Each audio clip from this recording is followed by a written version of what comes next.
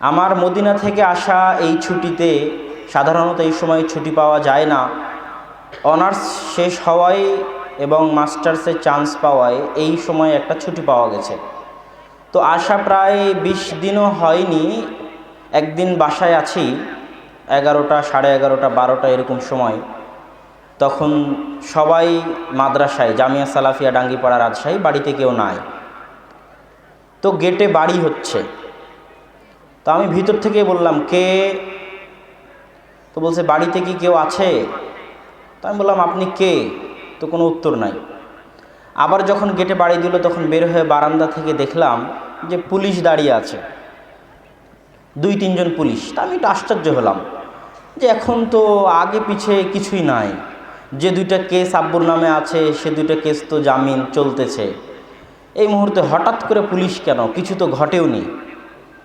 তো আমি জামা গায়ে দিয়ে নিচে গেলাম, তাদেরকে ভিতরে এসে বসতে বললাম। তারা স্যান্ডেল পায়ে দিয়েই ভিতরে এসে বসলো বৈঠক ঘরে। বসার পর বলতেছে যে, আব্দুর রাজ্জাক বিন ইউসুফ আপনার কে হয়? আমি বললাম, আমার পিতা হয়। তো বলল, 26 তারিখ প্রোগ্রাম কোথায়? তো বললাম, আমার আবার স্মরণ ছিল এই জন্য যে আমারও প্রোগ্রাম আছে, এই জন্য আমার স্মরণ ছিল। আমি বললাম, খেতলাল, জয়পুরহাট। তো বলে, হ্যাঁ ঠিক বলেছেন, আমরা ওখান থেকে অভিযোগ এসেছে এই জন্য এখানে এসেছি। তো আপনারা কয় ভাই কয় বোন? তো বললাম, আমরা 3 ভাই 2 বোন। আপনি কি করেন? আমি মদিনা ইসলামী বিশ্ববিদ্যালয়ের ছাত্র। বলছে, দেশে কতদিন পর পর আসেন? বললাম, সাধারণত বছরে একবার দেশে আসি। আপনি ওখানে কিভাবে পড়াশোনা করেন? খরচপাতি কে দেয়? আমি বললাম, এটা স্কলারশিপ, বৃত্তি, সৌদি সরকারের বৃত্তি পেয়ে গেছি, সৌদি সরকার খরচ বহন করে, বাড়ি থেকে কিছু দেওয়া লাগে না। তো বলে, আপনার পরের ভাই সে কি করে? আমি বললাম, সেও ছাত্র। কোথায় আছে? আমি বললাম, ভারতে। ভারতে কোথায়? বললাম, জামিয়া সালাফিয়া বানারস আহলে হাদিসদের সবচেয়ে বড় প্রতিষ্ঠান ভারতের, সেখানে আছে। কতদিন পর পর দেশে আসে? আমি বললাম, ভিসা করে যাই। ভিসার নিয়ম হচ্ছে, ভারতের ভিসার ট্রানজিট ভিসা 1 বছর বা 5 বছরের ভিসার নিয়ম হচ্ছে প্রতি 3 মাসে একবার বাংলাদেশে ঢুকতে হয়। তো সে প্রতি 3 মাসে একবার বাংলাদেশে ঢুকতে বাধ্য, এই জন্য প্রতি 3 মাসে একবার তাকে বাংলাদেশে ঢুকতে হয়। তখন তারপরের জন কোথায়, কি করে? আমি বললাম, তারপরের জন্য ছাত্র। কি করে, কোথায় আছে? মিশরে আছে। মিশরে কোথায়? তো বলে, মিশরে আল আজহার বিশ্ববিদ্যালয়, যেটা মুসলিম বিশ্বের সর্বপ্রথম এবং সবচেয়ে পুরাতন বিশ্ববিদ্যালয়, সেখানে আছে। তো পাশ থেকে একজন পুলিশ বলতেছে, ভাই আপনারা তো পুরো পৃথিবী দখল করে নিয়েছেন। আলহামদুলিল্লাহ। তো তারপরে বললাম, তো বলছে, তাহলে এখন আসল কথায় আসি। আপনার পরের কথা এখনো শেষই হয়নি। আপনার পরের 2 বোন? বললাম, একজন অনেক ছোট্ট, আর একজন কোরআন হিফজ করেছে, আম্মার সাথে মহিলা মাদ্রাসায় পড়ে। তো আসল কথায় আসি। এই প্রোগ্রাম জয়পুরহাট খেতলাল থেকে অভিযোগ পাঠানো হয়েছে। কি অভিযোগ? সন্ত্রাসবাদ, জঙ্গিবাদের সাথে তাদের কোনো আলামত, কোনো কানেকশন আছে কি না, এই হচ্ছে অভিযোগ।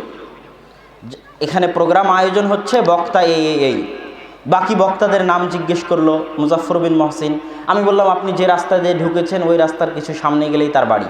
বয়স কত? বললাম, বয়স এরকম। তারপরে মিমামুদ্দিন বিন আব্দুল বাসির। আমি বললাম, যে রাস্তা দিয়ে এসেছেন এই রাস্তায় আরও কিছু দূর সামনে গেলে একটা মসজিদ পাবেন হাতের বামে, সেখান থেকে একটা গলি নিচে নেমে গেলে ওখানে তার বাড়ি। বয়স কেমন? তো বলে, বয়স এত। তো যখন সন্ত্রাসবাদ, জঙ্গিবাদের কথা বলল, তো তখন আমি তাদেরকে যে কথাগুলো বলেছি সেটা তো কিছু বক্তব্যের মধ্যে আসবেই। তো তখনই প্রোগ্রামের আয়োজক যারা, তারাও জানে যে এইভাবে পুলিশ গেছিল। তো তখন তারাও অনুরোধ করেছিল যে বক্তব্যে আপনি আলোচনা করলে সন্ত্রাস এবং জঙ্গিবাদ বিষয়ে আলোচনা করবেন।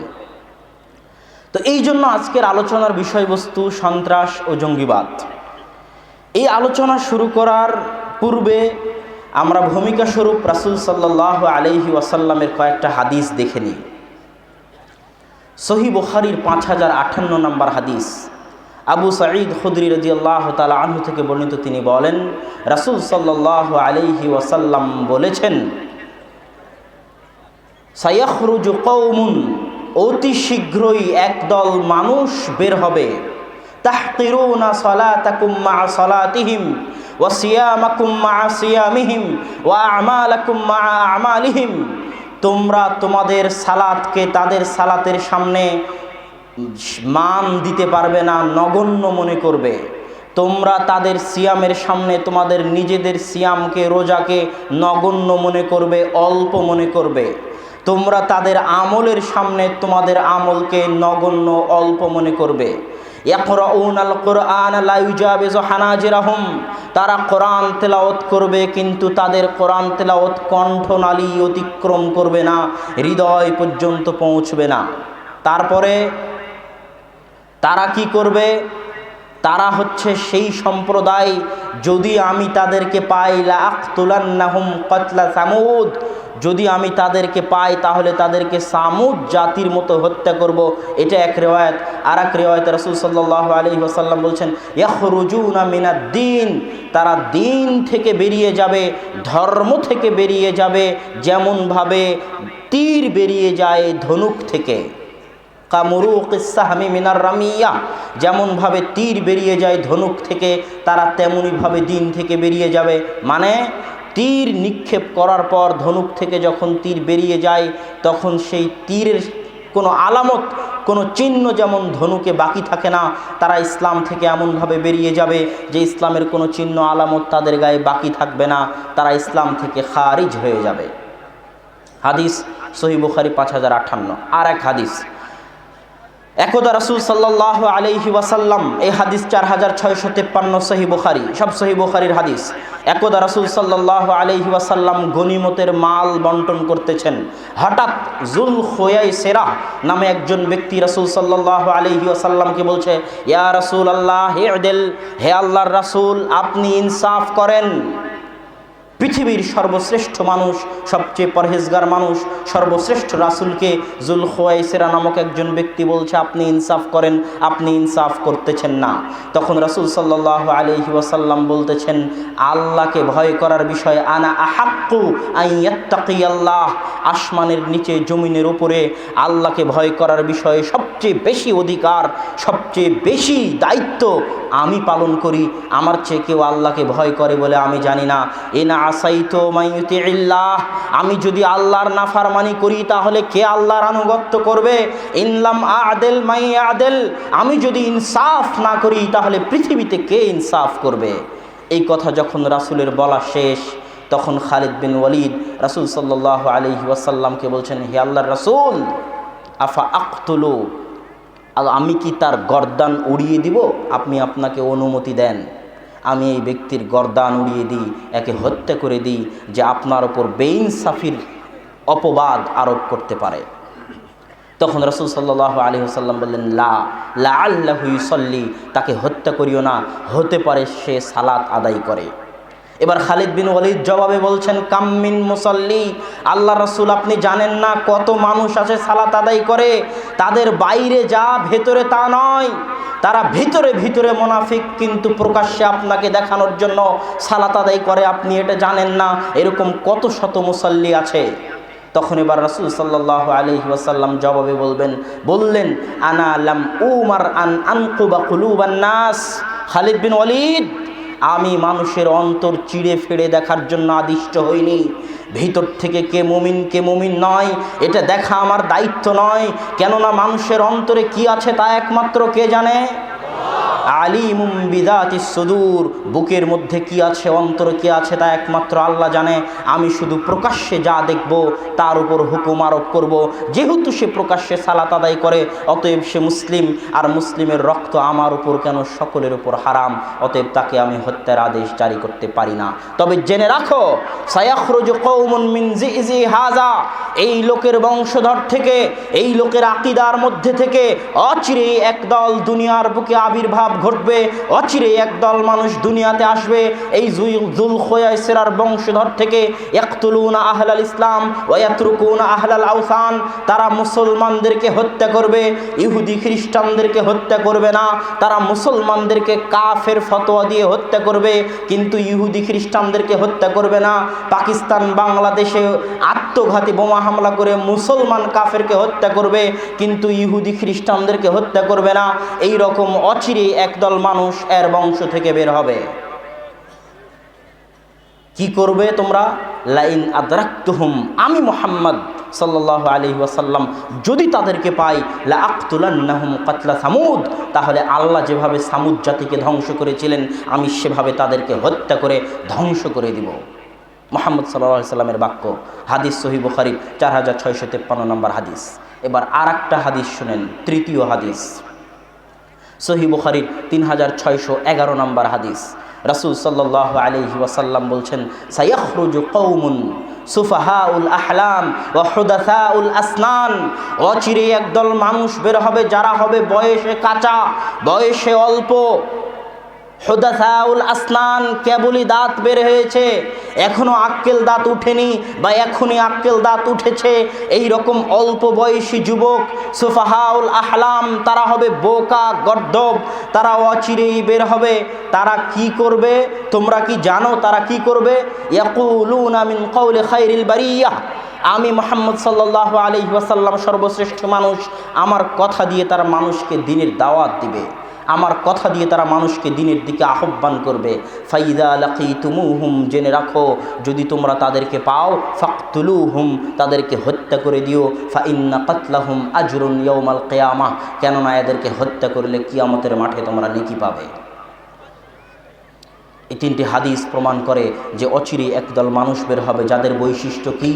যাদের বৈশিষ্ট্য এক, তাদের ঈমান, তাদের তাকওয়া, তাদের পরহেজগারিতার সামনে আলেম ওলামা বা আমরা মনে করব যে আমাদের তাকওয়া পরহেজগারিতা কিছুই নয়, কত তাকওয়াবান, কত পরহেজগার, আমরা তো অত তাকওয়াবান, অত পরহেজগার নই।